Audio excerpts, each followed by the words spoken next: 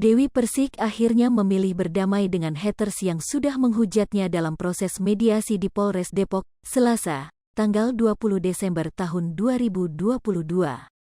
Pelaporan Dewi Persik kepada haters memang bukan kali pertama. Sebelumnya mantan istri Saiful Jamil ini sudah lebih dulu menyeret fans Leslar ke kantor polisi. Dewi Persik bersyukur dirinya bisa bertemu dengan haters yang sudah menghujatnya. Kalau bicara itu kan harus pakai bukti ya, jangan ikut-ikutan, dia tidak bisa membuktikan ya sudah, jelas Dewi Persik.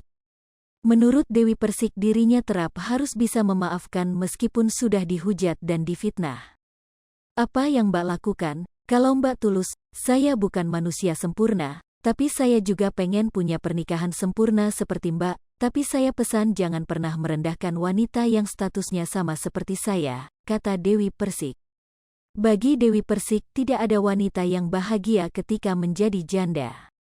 Saya tuh begini, saya gampang kasihan sama orang, cuma kalau secara hati nurani aku memaafkan, kita lihat seperti apa dan gimana, kata Dewi Persik. Hingga Dewi Persik dan haters yang menghujatnya saling berpelukan sebagai tanda maaf. Saya mau minta maaf sama Mami Dewi Persik atas kesalahan saya menilai Mami DP gitu ya kan? Saya menyesal karena video saya sangat menyakiti Mami DP, kata Ros haters yang dilaporkan oleh Dewi Persik. Bagi Ros dirinya tidak ada niatan menjatuhkan Dewi Persik. Nggak ada niat menjauhkan, saya menyesal, saya salah, dan ini akan jadi pelajaran buat saya agar ke depan lebih berhati-hati lagi, jelas Ros. Di hadapan awak media Ros meminta maaf secara langsung dengan Dewi Persik. Saya minta maaf karena saya salah sangka selama ini, ternyata apa yang saya lihat di sosial media itu beda dengan aslinya, ujar Ros. Ini benar dari hati, tanya Dewi Persik. Iya benar serius, saya minta maaf, kata Ros.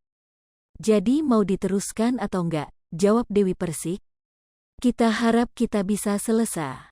Di sini Mami DP bisa berdamai. Saya berharap Mami bisa maafin saya, ya inilah kehilafan saya, kata Ros.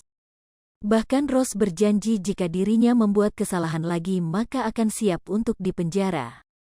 Kalau terjadi lagi saya siap menerima konsekuensinya, pungkas Ros.